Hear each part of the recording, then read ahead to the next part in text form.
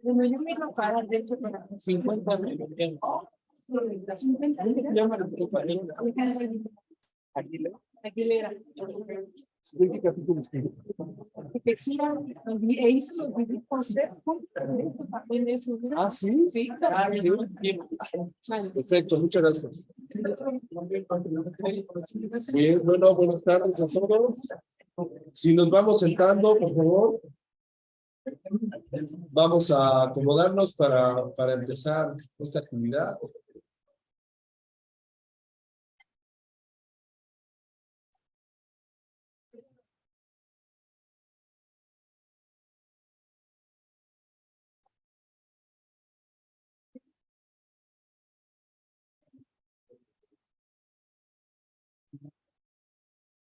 Muy bien, muchachos, buenas tardes, profesores y alumnos que nos acompañan.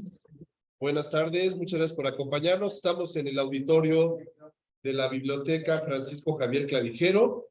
Mi nombre es José Samuel Martínez López, soy académico del Departamento de Comunicación. Y bueno, quiero dar las gracias en primer lugar a la biblioteca, a su directora y a todos los colegas que trabajan aquí en la biblioteca por el apoyo para llevar a cabo esta actividad. En el Departamento de Comunicación estamos muy interesados, igual que en la universidad, por supuesto, en fomentar la investigación y en divulgar la investigación, y especialmente para los estudiantes de comunicación, es muy importante que conozcan estos productos. Estamos por ahí circulando el libro, no sé por dónde va el libro, si alguien lo quiere ojear para que lo vean. Bueno, todo el mundo sabe quién es Marcelo Ebrard, ¿verdad? ¿Escucharon ustedes, secretario de Relaciones Exteriores?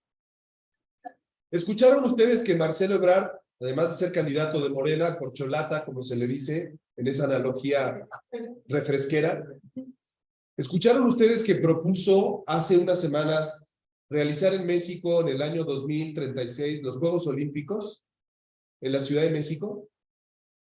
¿No escucharon? Bueno, Marcelo Ebrard fue a proponer a Suiza, al presidente del Comité Olímpico Internacional, que México está preparado para ser nuevamente sede de los Juegos Olímpicos en el año 2036. Me imagino que todo el mundo se enteró del Mundial de Qatar. ¿Saben cuánto costó el Mundial de Qatar? ¿Alguna idea? A ver, los futboleros o las futboleras. Cerca la bala. Anoten la cifra, anoten la cifra. Anoten la cifra. Qatar, que es un país petrolero, ya saben, le invirtió en la organización del Mundial, que lo organizó durante 10 años, se celebró en diciembre del año pasado, $200,000 millones. $200,000 millones. Nunca antes en la historia se había organizado un evento invirtiendo tanto dinero. Obviamente un país pobre o medianamente pobre, como es el caso de México, no podría invertir eso para organizar unos Juegos Olímpicos. Habría que hacer conversiones y sería muy largo de hacerlo, pero es una cantidad extra mega grande, $200,000 millones. Entonces, tampoco no sé, y por eso nos interesa mucho que llevemos a cabo esta actividad, si alguna vez escucharon que en México se llevaron a cabo unos Juegos Olímpicos que son considerados de los mejores que se han organizado en la historia de los Juegos Olímpicos. Esos Juegos Olímpicos se celebraron aquí en la Ciudad de México y participaron muchos estudiantes de la Ibero y profesores de varias formas en 1968. Todo el mundo sabe el 68, el 2 de octubre, la matanza de los estudiantes. Además de eso, días antes o días después se celebraron los Juegos Olímpicos. Para que nos demos una idea de lo que estamos hablando. En el año de 1968, los Juegos Olímpicos a México, al gobierno mexicano, ¿saben cuánto les costó en dólares organizar los Juegos Olímpicos en 1968? 4 millones. Bien, cerca. $200 millones. Comparen $200 millones. Muy bien. Ese ánimo de participación es muy bueno.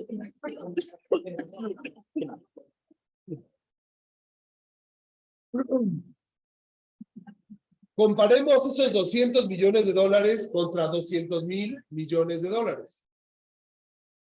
Hablamos de una cantidad, pues, descomunal respecto a lo que costaron los Juegos Olímpicos de 68.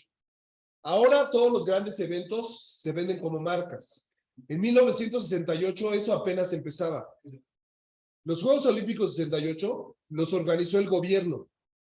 Todos los grandes eventos que vemos ahora en los últimos 20 años los organizan las empresas, las marcas. Ya no son proyectos de los gobiernos. Bueno, justamente porque este evento que sucedió antes de que ustedes nacieran y que sus padres nacieran tal vez, no sé si sus padres nacieron antes del 68, es un evento que proyectó México al mundo. Es un evento que salió muy bien organizado porque además el gobierno mexicano de aquella época, que era un gobierno autoritario, era el gobierno de Díaz Ordaz, era otra época, había una batalla entre capitalismo y socialismo, comunismo, había un clima ideológico muy diferente al que vivimos hoy en día, que ustedes se espantarían de escuchar historias respecto a cómo se vivía en aquella época, ¿no? Era la época de los hippies, era la época de los 60, la revolución de la música, la cultura, la contracultura. Entonces, bueno, en ese marco se dan los Juegos Olímpicos y por razones que ahorita nos platicará la doctora Ana, a la Universidad Iberoamericana llegó un archivo fotográfico hace varios años, el archivo fotográfico del periódico El Heraldo de México, que está aquí en la universidad, en el archivo histórico, al que ustedes pueden acceder si quieren hacer documentales, si quieren hacer reportajes, que hay un archivo con millones de fotografías. Solo aquí les vamos a enseñar unas cuantas, y con esas cuantas se hizo ese libro que está por ahí circulando sobre los Juegos Olímpicos de 68. Ese archivo tiene, entre otras fotos, pues de muchas temáticas. Una de las temáticas son los Juegos Olímpicos. Ahorita ya no nos platicará de eso, pero eso es muy importante para los estudiantes y profesores de comunicación, para que sepan que pueden utilizar eso como un recurso, ya sea para hacer... Ya se me cerró la garganta. Bueno, pueden, a ver, jóvenes, pueden hacer con ese archivo trabajos de investigación, documentales. Se hizo también un documental, ¿cómo puedo decir? Un documental de Ibero TV, producido por Ibero TV, que participó pues en otros eventos internacionales sobre el Mundial de México 70. Entonces, la idea, dijimos presentación del libro, en efecto, para más enfocado a la cuestión que ustedes están viendo en las cartografías, más para hacer énfasis en el proceso de investigación, en el uso de las fotografías como fuente de información, ¿no? Y bueno, en el proceso también podemos decir un poco como de integración de una obra con varias perspectivas.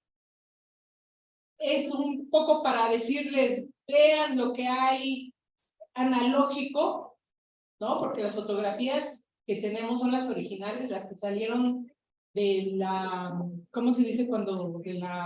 Del suceso. Del revelado, ¿no? El revelado. Las fotografías por revelado. Hoy eso no existe, esa tecnología ya está superada.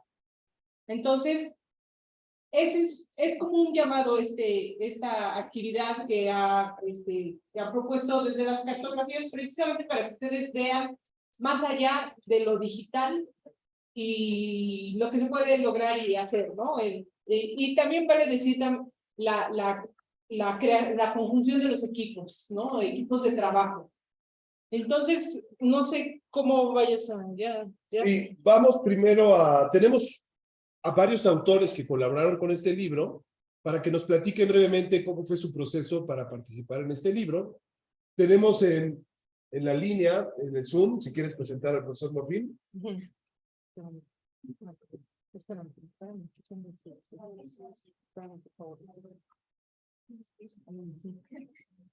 Voy a abrirle el micrófono. Sí, entonces, como les decía, jóvenes, en este libro que por ahí anda, participaron varios colegas, hombres y mujeres que de diversa adscripción profesional, vamos a decirlo así, que tienen la mayoría académicos de la Ibero y otras colegas externas. Entonces, ahorita aquí le vamos a pedir a Pepe Morfín que nos acompañe aquí en la pantalla. Él es ingeniero en electrónica y de comunicaciones por la Ibero y maestro de ingeniería por la University of Canterbury en Nueva Zelanda. Es profesor de programas de ingeniería electrónica de la Ibero desde 1990. Ha vivido la evolución de la tecnología electrónica desde el esplendor de la etapa analógica hasta hoy en que vivimos inmersos en la tecnología digital. Ha estudiado el desarrollo exponencial de la tecnología, la historia de la tecnología y de la innovación, y ha participado en incubación de empresas de tecnología. Es muy interesante esto, jóvenes, porque, como él comenta, desde la evolución de la tecnología analógica a este momento, no es que se haya dado así como en un abrir y cerrar de ojos. Y en los Juegos Olímpicos, que es uno de los capítulos en donde que él escribe, en los Juegos Olímpicos fue un hito en términos tecnológicos. Es curioso todo esto que ha comentado Samuel de cuánto cuesta y cuánto significa para un país como el de nosotros, y sin embargo México lo hizo muy bien. Y también quiero decir que lo más sorprendente es cómo pasamos en momentos históricos de una masacre a una celebración. Ya después, más adelante, hablaremos de eso, pero sí quisiera que hicieran como una especie de viaje, ¿no? Entre el pasado y lo que ahora hacemos. Ustedes obviamente no saben lo que pasó en aquella época, pero como imaginarse, ¿no? ¿Cómo es que pasó todo eso? Entonces, le damos la palabra a Pepe para que nos platique justo de este tema de la tecnología, jóvenes. Hola, muy buenas tardes. ¿Me escuchan bien? Sí, Te escuchamos muy bien. Perfecto, muchas gracias. Bueno, no veo al auditorio, pero por lo que han dicho, imagino que son muchos jóvenes. Yo en el 68 ya había nacido. Y obviamente, bueno, no obviamente, pero yo estaba todavía muy chiquito para entender lo que pasaba en ese momento, pero pues a lo largo de mi vida me fue tocando ir pues revisando y analizando cómo se fue desarrollando en un principio, como bien decía Cris, yo estudié ingeniería electrónica y de comunicaciones ahí en la Ibero, que surge justamente en 1968 con el nuevo programa. Y ahorita hay razones para que esto ocurriera en la Ibero. Entonces me tocó ver cómo se fue desarrollando la tecnología, en principio de las telecomunicaciones y después de otro tipo de cosas como lo que estamos viviendo hoy en día de la inteligencia artificial y cosas por el estilo. Soy un apasionado de la historia de la tecnología en general. Entonces, bueno, voy a tratar de ser breve porque sé que hay varios expositores y no quiero acaparar esto. Yo podría pasar horas aquí platicando con ustedes, pero vamos a tratar de trasladarnos a la época de los 60s. Hay un parteaguas en la historia de la tecnología moderna que es la invención del transistor. Esto ocurre en 1947 en los laboratorios Bell y de ahí comienza a desarrollarse muy rápido pues una gran cantidad de dispositivos a partir de este nuevo elemento llamado el transistor. Y el transistor durante mucho tiempo nos permitió mejorar significativamente aquel mundo analógico que existía y posteriormente nos fue llevando también a la parte digital. Hoy en día todos los microprocesadores y los cámaras, sensores, inteligencia artificial, todo lo que se puedan imaginar de tecnología está formado de una u otra forma por transistores o sin ellos no podría ocurrir todo esto. Entonces, nos enfocamos por ahí de los años 60. En los años 60, bueno, pues como bien comentaba Samuel, era una época con una cantidad de combinaciones de ideología, de revoluciones, que fueron, pues de alguna forma, dándole al México de hoy lo que somos. Ocurrió algo muy curioso, bueno, obviamente en el momento en el que decide México presentar su solicitud para organizar los Juegos Olímpicos del 68, nos damos cuenta de el reto que implicaba, porque los Juegos Olímpicos anteriores del 64 fueron en Tokio. Y como saben ustedes, Japón pues es una potencia en tecnología, incluso desde 1964, que fue cuando ellos organizaron sus Juegos Olímpicos. Ellos lograron hacer en un evento deportivo a nivel mundial la primera transmisión vía satélite, fue en blanco y negro, de algunos de los eventos de los Juegos Olímpicos. México presentó a color, en vivo, a todo el mundo, la posibilidad de cualquiera de los eventos de los Juegos Olímpicos, como pueden haber visto en los Juegos Olímpicos modernos, hay cualquier cantidad de disciplinas. Entonces, ese esfuerzo, esa decisión del gobierno de decir, vamos por los Juegos Olímpicos, seguimos recibiendo los beneficios todavía hoy en día de aquellas decisiones, ¿no? Se han ido, por ejemplo, seguramente a algún concierto al Palacio de los Deportes. Bueno, pues el Palacio de los Deportes se construyó para esos Juegos Olímpicos de 1968, entre muchas otras cosas. Pero me voy al tema de la tecnología. En ese momento, o sea, ni pensar en equipos celulares o en cuestiones inalámbricas, era algo como muy rudimentario. Lo más que teníamos, y de esa forma incluso se medía el desarrollo de los países, era el número de líneas telefónicas por habitante que existían en los países. Y pues en la Ciudad de México, que era el lugar en donde más tecnología existía, como comunicaciones en ese momento, pues conseguir una línea telefónica no era nada sencillo, no era nada económico, pero poco a poco, primero la clase alta, después la clase media, lograban conseguir una línea telefónica para su casa. De esa línea telefónica, ya saben, del teléfono del disquito que había que ir marcando, con centrales telefónicas que funcionaban con unos sistemas electromecánicos, eran edificios completos nada más para poder hacer pues el enrutado de llamadas. En ese momento, por ejemplo, en 1964, se comienza el desarrollo de algo que a lo mejor en su infancia les tocó escuchar, que se llama LADA. Significa larga distancia automática. Antes del 64, si yo quería hablar, por ejemplo, a Guadalajara, tenía que descolgar, marcar un número para que me contestara una operadora de la telefónica, le dijera, quiero hablar a la ciudad de Guadalajara a tal teléfono con tal persona. Ella se comunicaba con una operadora en Guadalajara que hacía el enlace de la llamada. Así funcionaba antes la larga distancia. A partir del 64 se crean los códigos, se crea una nueva tecnología en el sistema telefónico y entonces se puede utilizar este sistema de largas llamadas, de llamadas de larga distancia automática. Con el tiempo podemos hacer eso también a nivel internacional. Eso es historia antigua, ¿no? Porque hoy en día yo puedo comunicarme con cualquier persona, por ejemplo, en Kuwait, y platicar con esa persona, ya no solamente por teléfono, sino vernos cara a cara y platicar en vivo sin retrasos. Eso, si alguien se lo hubiera dicho a cualquier persona en 1968, no les hubieran creído. O sea, ciencia ficción prácticamente, ¿no?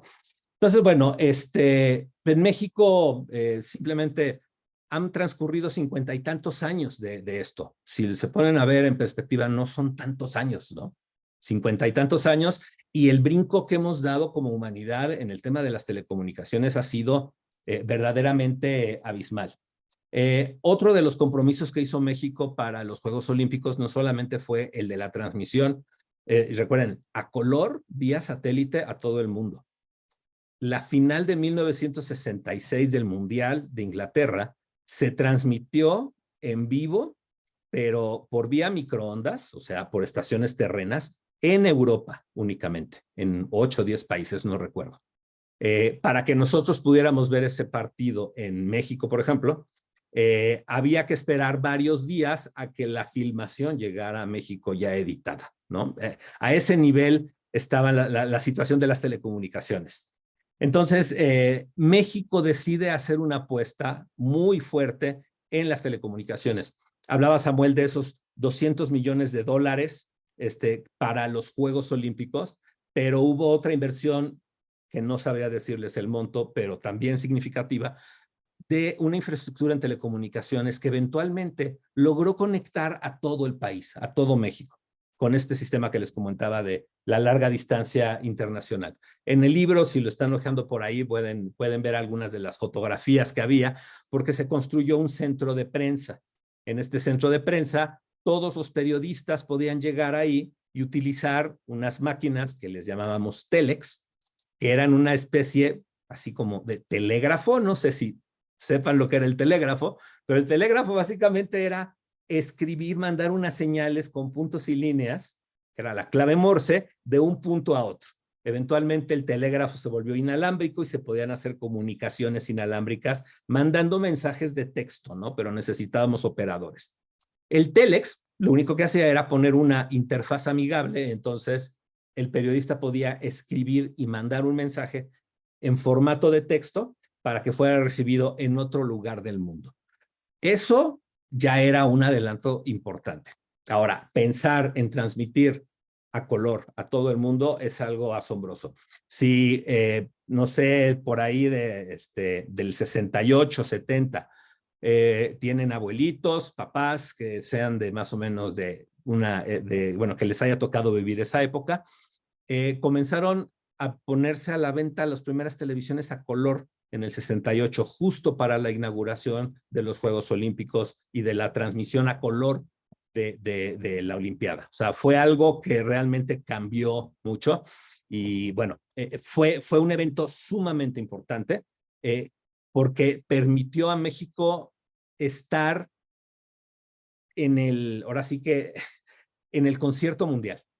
Comenzamos por esta misma situación a ser parte de un consorcio internacional de telecomunicaciones en donde podíamos participar y poder subir y bajar información, no únicamente señales de televisión y de radio, sino también información de texto a través de satélites y a través de todo el mundo. Entonces, realmente esto vino a cambiar mucho. Les tengo otro dato que se van a reír porque ya no existen. Si ustedes querían hacer una llamada telefónica en los años 70, 80, 90, incluso tal vez a principios de los 2000, desde un teléfono público, así como donde entraba Superman a cambiarse en una cabina telefónica, bueno, esas cabinas telefónicas se instalaron 10 en la Ciudad de México en 1960 y eran de moneditas.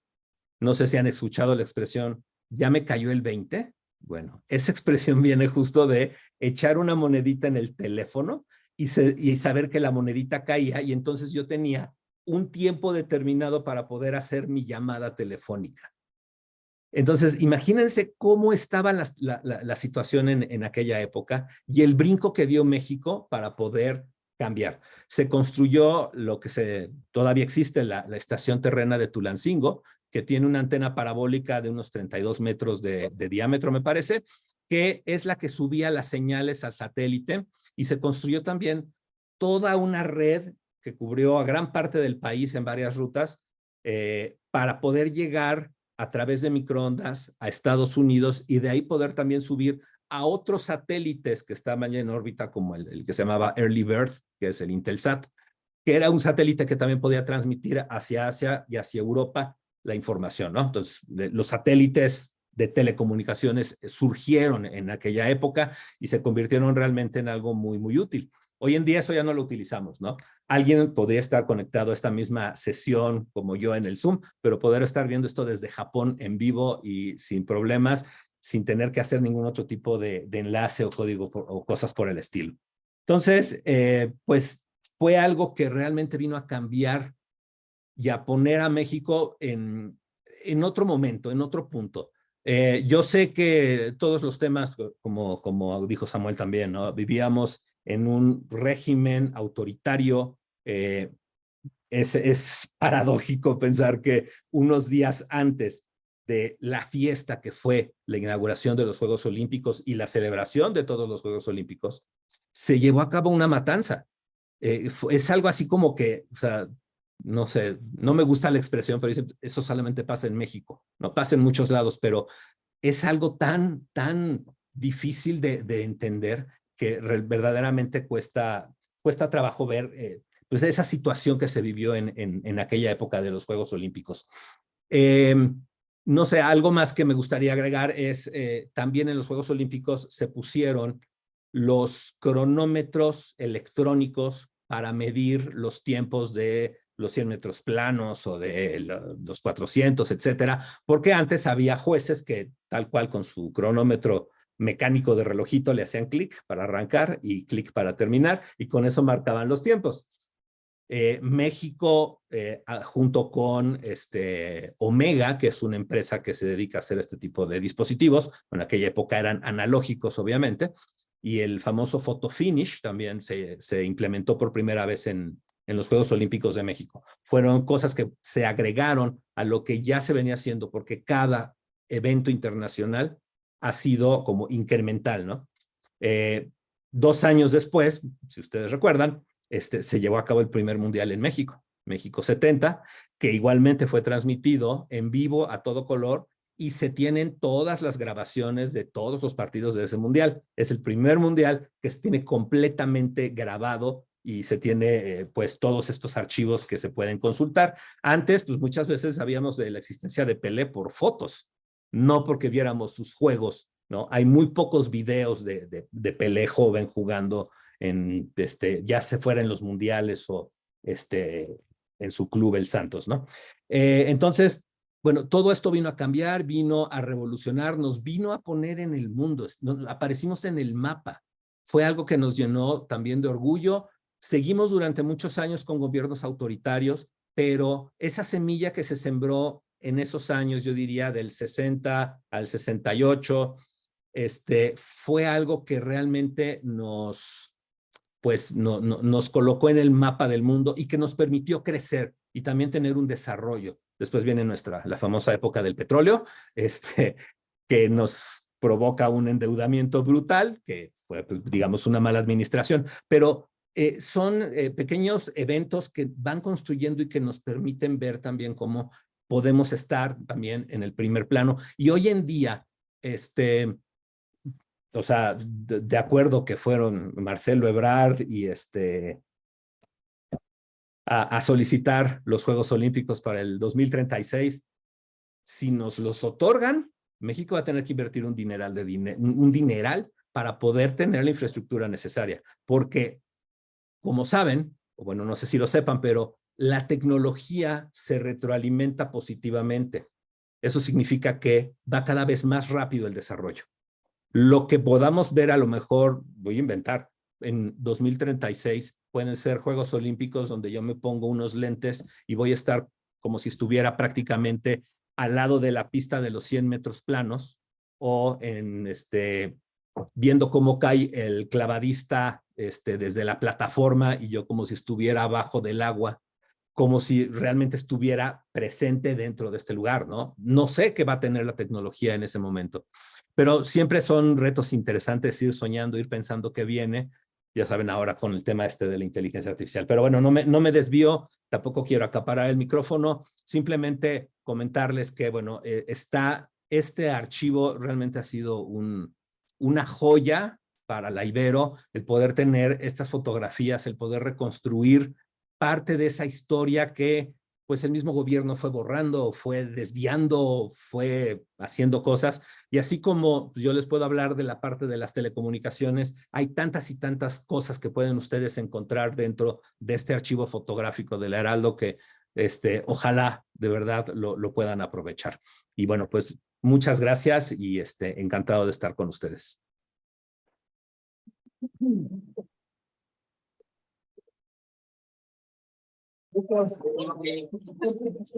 Muchas gracias, José Antonio, por tus comentarios y por tu tiempo y por haber colaborado en el libro. Ahora le voy a hacer la palabra a la doctora Ana Cristina.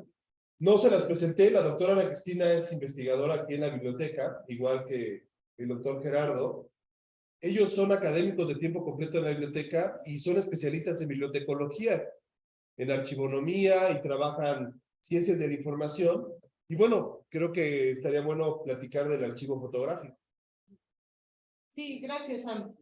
De pronto, yo sé que es un poco como difícil imaginarse, ¿no?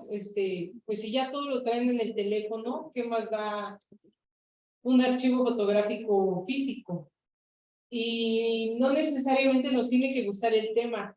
A mí siempre me dicen, maestro, ¿a usted que le gusta tanto el fútbol? No, para nada, porque también hicimos uno, hace 8 días presentamos uno de México 70, de fútbol. Lo que quiero decir con esto es que no es el tema, sino todo el proceso investigativo que ocurre cuando tengo un interés. Y en este momento, en este caso, en esta cuestión del libro, es precisamente ese fondo fotográfico que se llama El Heraldo de México, Gutiérrez Vivó. ¿Por qué Gutiérrez Vivó? Porque no sé si ustedes sepan esta historia, pero el Heraldo de México se fundó en 1965 y fue un diario oficialista. Contó con todo el apoyo del gobierno, tuvo muchos recursos, fueron de los primeros que ocuparon imágenes a color y fíjense este dato también, de tener sus propios reporteros y fotoreporteros. Estos amigos que tomaron las fotos de los olímpicos lo hacían en la mañana y por la tarde estaban fotografiando las manifestaciones estudiantiles. Son los mismos. Entonces, o sea, es una cuestión social, laboral, de cómo es que se van integrando también, por ejemplo, la profesión del periodista. Se va profesionalizando también. Las escuelas, desde luego, también comienzan a crear o generar carreras que respondan a esos momentos, como el de comunicación, que es muy amplio, desde el cine, el marketing, el periodismo, desde luego, el cine, ya dije el cine. Bueno, el tema es que este diario, El Heraldo de México, tuvo su vida exitosísima todo el siglo XX, y en el 2003 lo compra el periodista José Gutiérrez Vivó. ¿Conocen a este periodista, chicas? ¿Ustedes conocen a Gutiérrez Vivó? Bueno, José Gutiérrez Vivó también fue un gran periodista de la época, que le compró al Heraldo sus máquinas, su fondo, su acervo, vamos a decir. Pero este periodista tuvo un problema con Fox en el 2000, con Vicente Fox. No vayan a confundir con Fox, la televisora. No, con Vicente Fox, el expresidente. Y entonces él se autoexilió y dejó todo su menaje, vamos a decirlo, en unas bodegas. La familia Valderas era dueña de esas bodegas y de pronto un día le dice, oye, pues ahí están tus cajas y todos los objetos que dejaste ahí, necesitamos ya las bodegas. Y Gutiérrez Vivó, que estaba un poco dolido por todo lo que había pasado, dijo, no me importa nada de eso, tírenlo. Afortunadamente, una chica integrante de esa familia Valderas, que había sido egresada de la Ibero, dice, pues no las podemos tirar porque son las fotografías originales, son los revelados originales. ¿Cuántas fotos calculas? Son 750 cajas, pero... ¿Cuántas fotos creen que quepan en 750 cajas de archivo? Sí. Sí, no es una cantidad, tan solo para el Mundial salieron en una primera tanda 4,000 y ahorita ya tenemos otras 4,000 de estas de los Juegos Olímpicos, fueron como 250. O sea, es muchísima información de todo lo que ustedes se imaginan, el sismo, los espectáculos. Ahorita que viene el 50, ¿saben quién fue Salvador Allende? Ah, bueno, pues viene el 50 aniversario de su asesinato, ¿no? En septiembre, el 11 de septiembre de 1973, golpe de estado en Chile. Están las fotografías. Salvador Allende vino en esa época a México y tiene su gira aquí con el presidente. ¿Quién estaba de presidente, jóvenes, en esa época, en el 73? Que lo relacionan mucho con López Obrador. Echeverría. Luis, entonces, y por eso lo relacionan. Bueno, es una falsa relación. Bueno, el tema es, jóvenes, que en este archivo fotográfico que llegó en 2017, todavía está, la gran mayoría está todavía en cajas, porque no nos da el tiempo ni la vida para catalogarlo. ¿A alguien le interesa Sí. colaborar con la biblioteca para rastrear fotos? Hay Ah, fotos de lucha libre, hay Sí. fotos de mariachis, de la Ciudad de México, Sí, de muchos temas de de espectáculos. Nota Roja, Nota Roja. Hospitales y... Imagínense, Sí, deja, aquí Sí. le hago la invitación, porque a veces no somos suficientemente empáticos. Imagínense veintitantos años de un periódico, que era muy importante en los 60s y 70s, con todas sus fotografías en esas cajas que nadie ha tocado, ni siquiera los académicos de la biblioteca han tenido tiempo en estos 5 años de revisar todas las cajas. es muchísimo. Y están disponibles para hacer documentales, para hacer películas, para hacer reportajes, para hacer exposiciones, para intervenirlas artísticamente, para hacer publicidad, en fin, información sobre la ciudad, sobre el país, de los temas que ustedes ven en un periódico. Ahí están cientos y cientos de miles de fotografías a su alcance. Sí, y no solo también es propiamente la imagen, sino toda la trayectoria, por ejemplo, y hablábamos hace 8 días de este tema, el relato deportivo, la nota periodística, la nota roja, o sea, hay muchas cosas que desde las cartografías ustedes pueden atender desde su profesión de comunicadores y comunicadoras, ¿no? Ustedes pueden hacer ahí, pues, encontrar, no es que esté hecho, el profesional tiene que rehacer sobre ese objeto. Entonces, como comento, ese archivo está hoy aquí, algunas secciones han sido ya catalogadas como el movimiento estudiantil, justamente con eso empezamos, el movimiento estudiantil, y por eso se llama este libro que está por ahí. ¿Dónde va el libro? Se llama Manifestación Jugada, un poco haciendo el juego con la manifestación política en las calles. Y aquí quiero comentar esto. México estaba partido en dos, pero esto que hablan ahora de la polarización no es algo que haya surgido como hongo en un campo fresco. Simplemente por ponerle un adjetivo, pero es una consecuencia de una sociedad que está en permanente camino, en permanente evolución, en permanente movimiento, porque desde ese momento, por ejemplo, podemos ver también esa polarización. Por un lado, aquí en CEU estaba el ejército metido. Pasaban la avenida Insurgentes y ya estaba la construcción de la Villa Olímpica, que es donde se hospedaron los deportistas. Ustedes han pasado por el periférico ahí a la altura de Perisur. Han visto varias esculturas que están ahí como a la mitad del camellón. Bueno, esas esculturas, ese pasaje se llamó la Ruta de la Amistad. Fueron esculturas que donaron diversos artistas para ese momento. O sea, donaron a México como gesto de amistad, porque también hubo festivales de todo. Festivales, un encuentro de escultores, festivales de niños, el encuentro cultural, la carrera espacial, muchísimas cosas que hubo en torno a los Juegos de México 68. Entonces, de pronto estamos en la ciudad y no conocemos cómo es que se ha ido armando. Pues se ha ido armando de estos pedazos de momentos en donde, por un lado, teníamos a jóvenes desaparecidos y por el otro, hacíamos amor y paz, ¿no? Había tablas gimnásticas en el Zócalo. Esa era la prisa de acabar con el movimiento, que ya era el 12 de octubre tenían que inaugurarse los Juegos.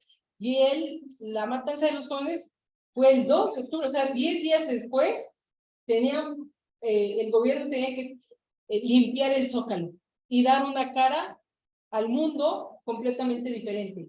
Entonces vean cómo desde siempre, no me voy a ir a otros momentos, pero al menos en ese ya había un México partido en diferentes circunstancias. Y bueno, no sé si ustedes, si les gustan las fotografías, por ejemplo, no las digitales, esta cuestión de la fotografía tiene su chiste también.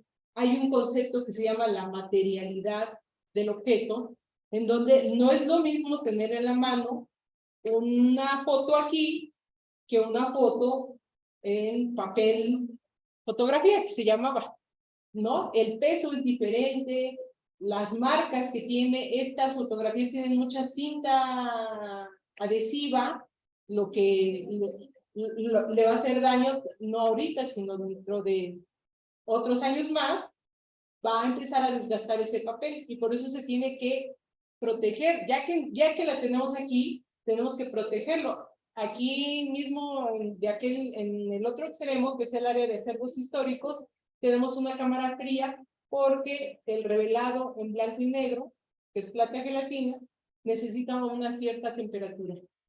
Si no, se quiebra, o se acaba pues el soporte. Entonces, a ustedes que ya tienen sus fotografías en el teléfono, y si se pierden, bueno, pues ya ni modo, ¿no? Se acaban y ya. O sea, ya no tienen esa memoria, y aquí nosotros conservamos esa memoria de hace 53 años. Y eso da para platicar sobre eso, la impresión que significa contar con esos objetos aquí en la biblioteca, ¿no? No sé, Sam. Sí, me gustaría, antes de que viéramos 3 comentarios que hicieron 3 colegas que participaron en el libro, que platicaran brevemente nada más cómo se hizo el libro, Ajá. cómo convocaron a los especialistas, qué tipo de investigación hicieron cada uno a grandes rasgos.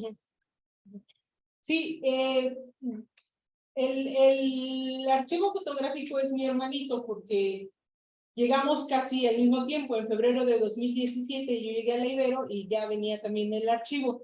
Entonces, Tere Matabone, que es la directora de la biblioteca, que tiene mucha ojo para hacer libros o encontrar objetos y desarrollar una temática, enseguida tenía ya, como les comenté, la del movimiento del 68, y también se le juntó de las Olimpiadas. Entonces, se convocaron otros colegas que escribieran sobre el arte, porque la Ibero en ese momento, Matías Goeritz, que es el escultor, el artista, estaba dando clases aquí, que es también creador y promotor de ese encuentro de escultores que da vida a la Ruta de la Amistad, que les comento ahí en Periférico.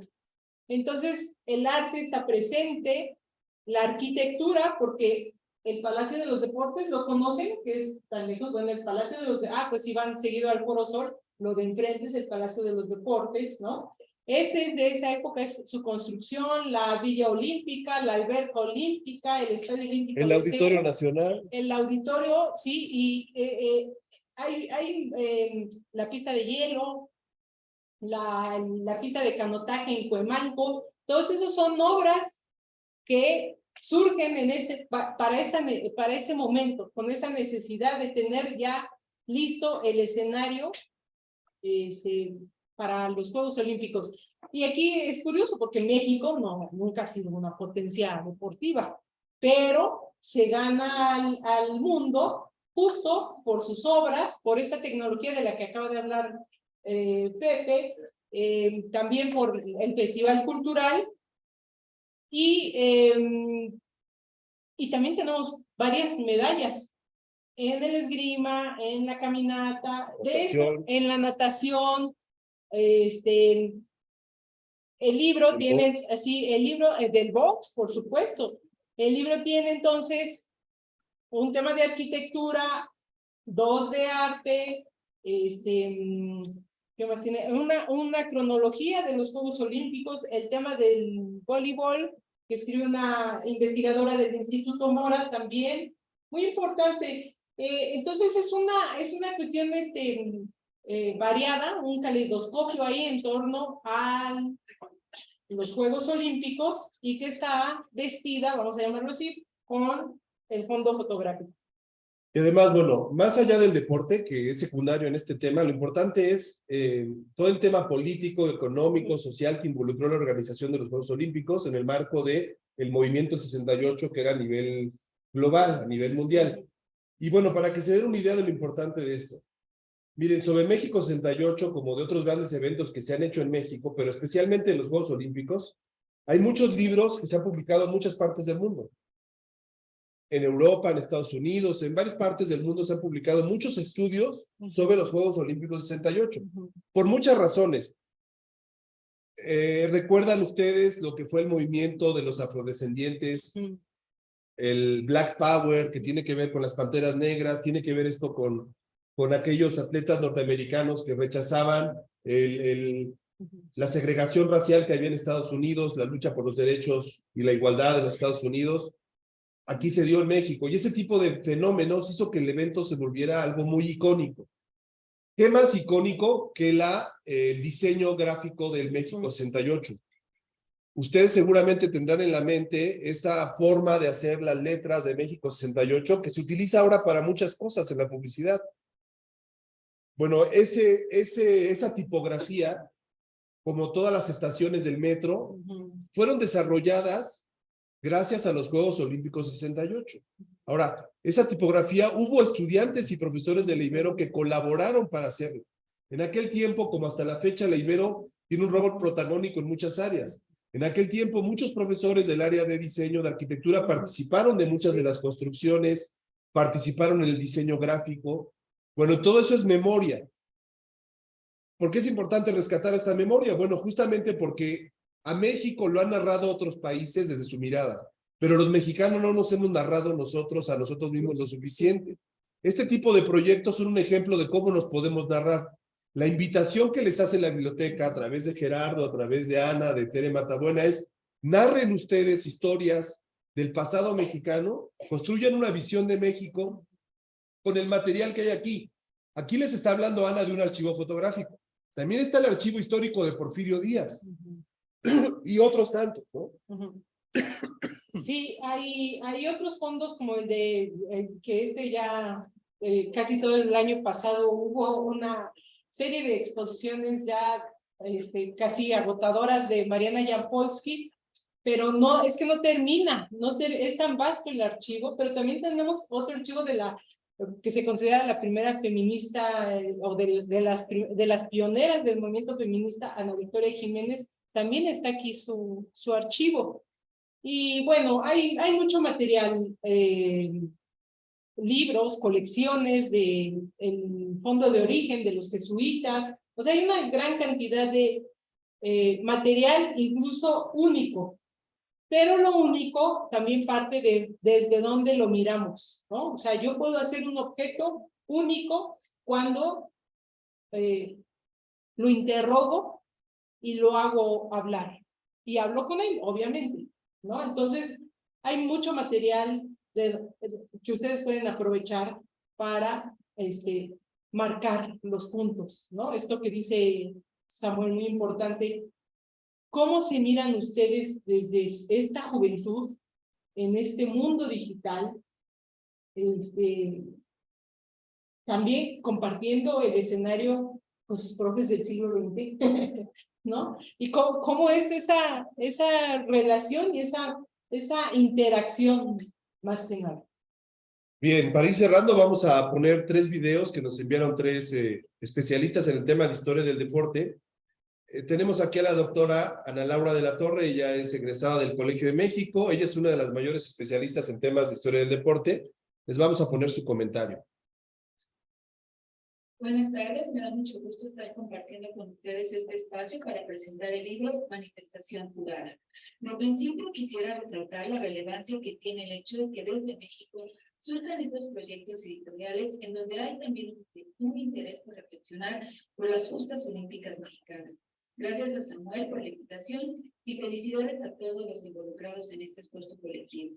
México 68 es sin duda uno de los temas más complicados de la historia del siglo XX mexicano, sobre todo cuando se busca abordarlo desde la perspectiva de los Juegos Olímpicos.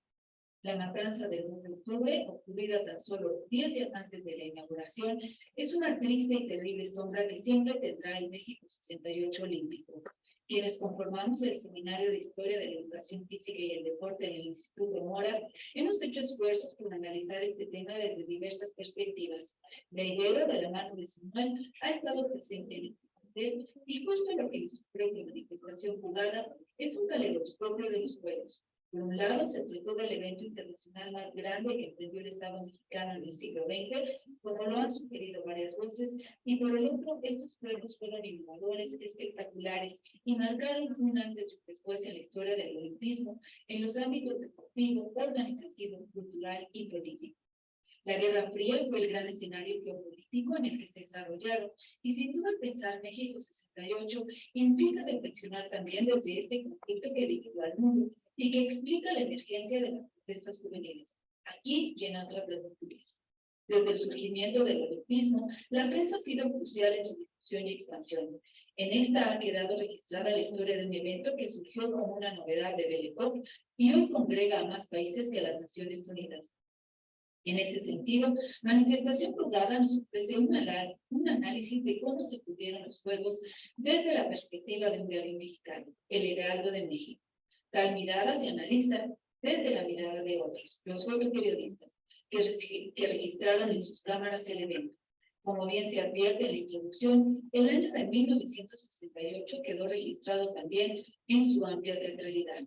Particularmente voy a comentar el análisis elaborado por María José Garrido, quien reflexiona sobre la preparación deportiva de los atletas desde la perspectiva del voleibol. Y sin duda me siento obligada a retomar una frase de su texto. En México no hay voleibolistas olímpicos, hay que hacerlos. Este enunciado no solo nos hace sonreír, sino que también exhibe lo grande que fue el esfuerzo organizativo emprendido por las autoridades tras ganar la sede olímpica en 1963. Ello, sin duda, incluyó al deporte, parte central de unos Juegos Olímpicos. En el país, el desarrollo del deporte competitivo había alcanzado cierto nivel en los años 60 y México había desarrollado como líder en la región centroamericana desde 1926.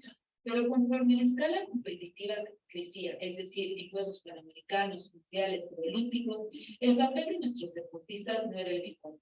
En ese sentido, el capítulo, en busca de una representación decorosa, nos da idea de los esfuerzos que se tuvieron que emprender, como por ejemplo, la organización de un programa juvenil del que pudieran estudiar algunas figuras, o bien las competencias internacionales que se llevaran a cabo, incluso en otros estados del país, con el objetivo también de avivar un sentimiento proolímpico. Recordemos que las propias autoridades no creían que México iba a lograr ningún triunfo atlético, y es algo que queda muy bien reflejado en este capítulo.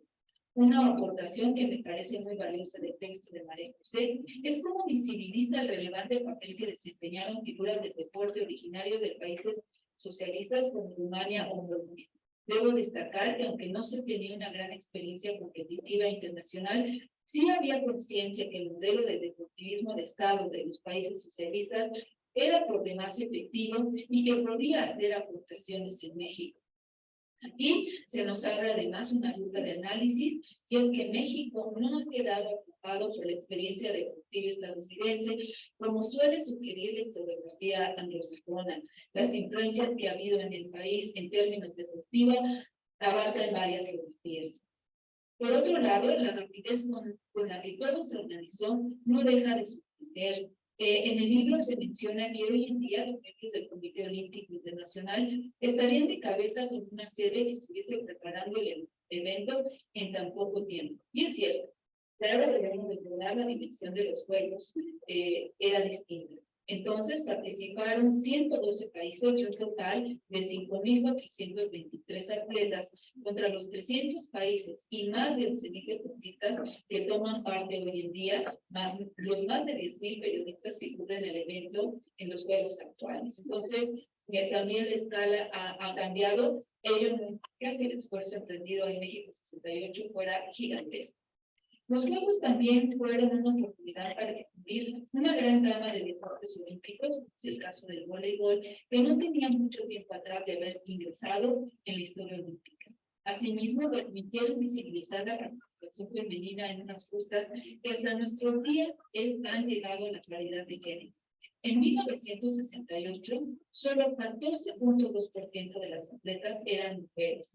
Las referencias que se hacían sobre ellas en los 30 estaban centradas en su belleza física, y no necesariamente en su desempeño atlético, como bien resalta María José.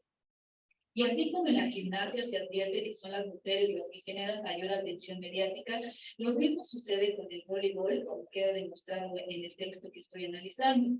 Y un asunto que además nos sugiere otros temas de análisis desde la perspectiva del género. O sea, en qué deportes las mujeres tienen mayor visibilidad que en otros, y en México, si en México esto se reproduce igual que en otras latitudes. Esa belleza exaltada sirvió también para proporcionar el inicio de las justas olímpicas y opacar las protestas juveniles que fueron creciendo de tono los meses previos a los Juegos Olímpicos y que para el 2 de octubre habían sido silenciadas con violencia. Es sin duda un asunto de triste memoria el que el abanderamiento de nuestras atletas sucediera un día después de la matanza de Tlatelolco. Una de las fotografías que nos presenta este análisis de María José es el de los jóvenes deportistas rendiendo honores a la bandera, marciales ellos e insecables, ilusionados por ser parte del evento deportivo más importante del mundo.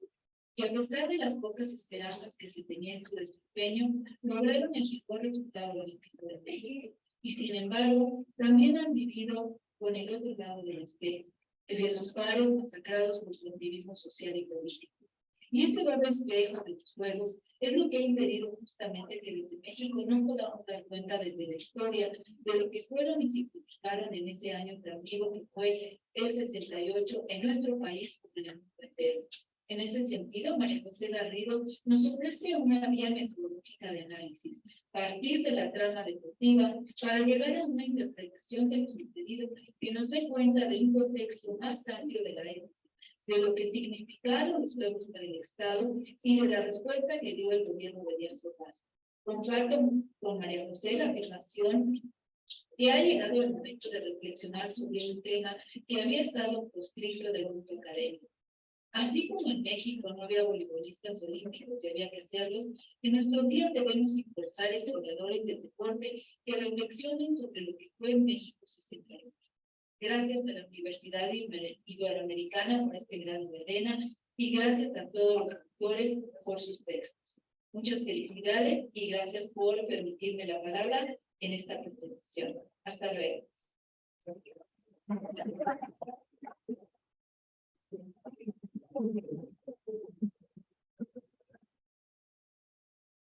Muchas gracias a la doctora Ana Laura de la Torre. Ahora, Pablito, si me escuchas, puedes poner la siguiente participación del doctor Mario Ortiz.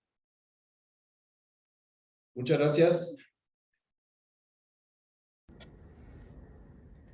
Hola, ¿qué tal? ¿Cómo están, compañeros de la Universidad Iberoamericana? Para mí es un gusto comentar el capítulo 9, la 19ª Olimpiada México 68 en el Heraldo de México, capítulo que escribe la investigadora Ana Cristina Santos Pérez, quien revisa desde esta línea de la visión bibliográfica los materiales, los acervos fotográficos, los documentos que permanecen precisamente en el archivo de esta universidad. A mí me parece un instrumento muy importante de consulta, especialmente porque el trabajo que realiza aquí la investigadora pues nos va a permitir conocer algunas fichas precisamente del archivo fotográfico que se fue organizando y que nos permite acercarnos a algunas imágenes fundamentales de este evento que para muchos fue los mejores Juegos Olímpicos en su momento. Las jornadas culturales, por ejemplo, son retratadas por fotógrafos, algunos que evidentemente en los créditos de el periódico El Heraldo, que fue un periódico muy importante, surgido en 1965, un periódico por naturaleza gobiernista, ¿verdad? Díaz Ordazista, porque estuvo pues, vinculado desde su origen precisamente por un empresario poblano, como era el propio presidente Díaz Ordaz, para perfilar, para promover, para generar una imagen muy positiva del régimen. Entonces, más allá de esta inclinación natural del periódico, pues hay un material muy importante, precisamente por el concepto visual y la parte, digamos, moderna que quiso imprimir el Heraldo de México. Esta publicación que tiene como propósito darle más peso a la imagen y menos al texto. Y por ello las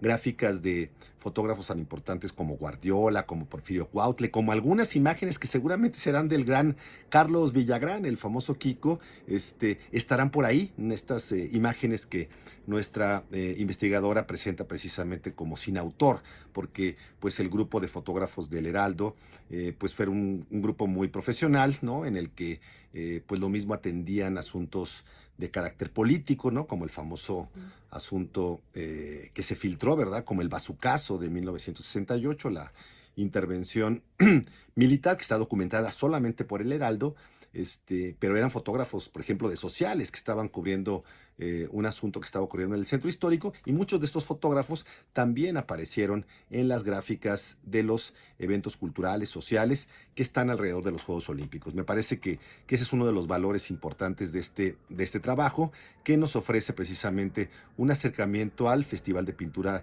Infantil, El Mundo de la Amistad, como también la referencia a la Olimpiada Infantil en la Ciudad de México, que es un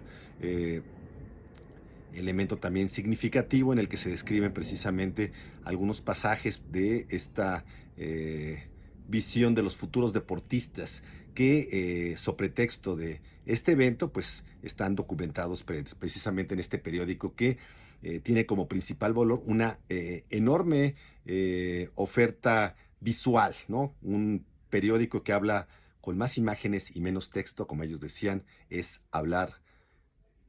ser jóvenes y ser modernos en el periodismo. Entonces, este concepto se puntualiza precisamente en este material, y ahí lo podemos observar, ¿no? Que además las fichas que ahí nos presentan nos permiten acercarnos a cómo se dan estas manifestaciones en términos de las expresiones de esta infancia, como por ejemplo el cuerpo de decanes, ¿no? Que van a aparecer y que además pues están ataviadas al concepto de moda de aquellos años, ¿no? Que también son un asomo precisamente a cómo lucía la Villa Olímpica, a cómo se mostraban precisamente estas chicas, ¿no? Con los valores estéticos de aquella moda en un contexto muy particular, en donde ya se asoma, por ejemplo, la minifalda, los colores psicodélicos y los diseños vanguardistas que caracterizaron a los Juegos Olímpicos. Este es un elemento ahí muy, muy interesante, y bueno, las mejores gráficas que a mí me parecen son las de Porfirio Cuautle, las de Guardiola, las que ofrecen precisamente los escenarios de los Juegos Olímpicos, que es un espacio que le dedica la autora precisamente a la descripción de estos espacios, como el Palacio de los Deportes, como las postales, las imágenes precisamente del estadio universitario, que engalanan precisamente otros espacios como la pista de canotaje Virgilio Uribe, como el disco solar, ¿no? Que también es otro de los espacios ahí significativos, el gimnasio olímpico, la alberca olímpica y diferentes escenarios que caracterizan precisamente este evento. Y fundamentales, divertidas son las fotografías nostálgicas de un retrato, de una forma de congelar el pasado, que nos ofrecen precisamente los momentos de las ceremonias, ¿no? Los abanderamientos, las llegadas de las delegaciones a la Villa Olímpica, esta foto maravillosa donde se asoman los globos precisamente en la inauguración, estas imágenes con el ojo de pez que capturan precisamente un escenario pletórico el 12 de octubre del 68 en el que se inauguran los Juegos, y bueno, pues una serie de imágenes que son muy relevantes para conocer precisamente este contexto de los Juegos Olímpicos, de la Olimpiada Cultural y de una serie de actividades que se dan de forma paralelas que documenta con acierto la investigadora Ana Cristina Santos Pérez. Soy Mario Ortiz Murillo, de la Facultad de Ciencias Políticas y Sociales de la UNAM y de la Universidad Justo Sierra, y agradezco la invitación del maestro Samuel Martínez para esta colaboración. Muchas gracias y felicidades por este trabajo. Hasta pronto. Muchas gracias, gracias Pablo. Vamos a escuchar la última presentación.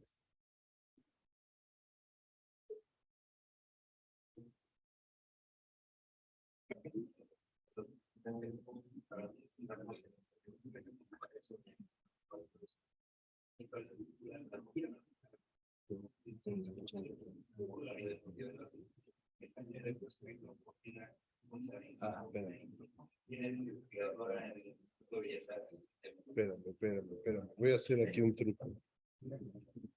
Voy a dejar de compartir. Se me hace que... Ya está.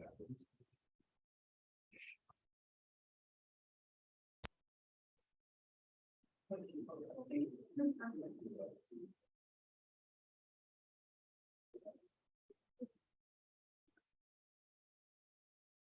tardes a todos los asistentes. Para mí es un gran placer hacer este comentario sobre el capítulo 4 de este libro, el cual se titula La Ruta de la Amistad en México 1978 o La Vida Propia del Arte. Este es un texto escrito por Dina Komisarenko-Marikin, quien es investigadora en el Instituto de Bellas Artes y Literatura de México. Bueno, vamos a arreglar el problema que hubo con el audio de este video, que está muy bajito.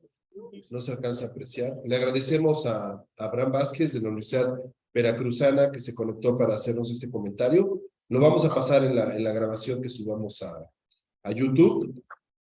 Y bueno, para cerrar el propósito de esta actividad, le agradezco a los profesores y a los alumnos que vinieron a la actividad. Es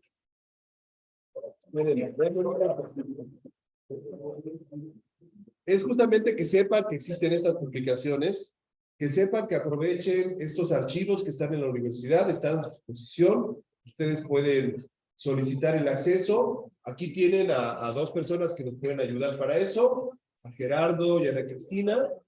Y los invitamos a que se animen a explorar la historia de este país a través de investigación documental. Bueno, pues Ana, muchas gracias.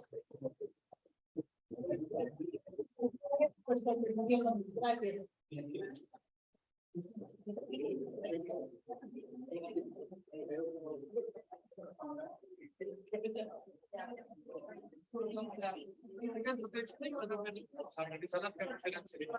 ¿Qué? Te decían ayudar a organizar las cartas. Sí. Búscame en el piso 4. Muchas gracias, Mario, Antonio. Un placer. Alejandro, igual, muchas gracias. Les mandamos un saludo. Hasta luego, Loredana, qué gusto. Dios, Pepe.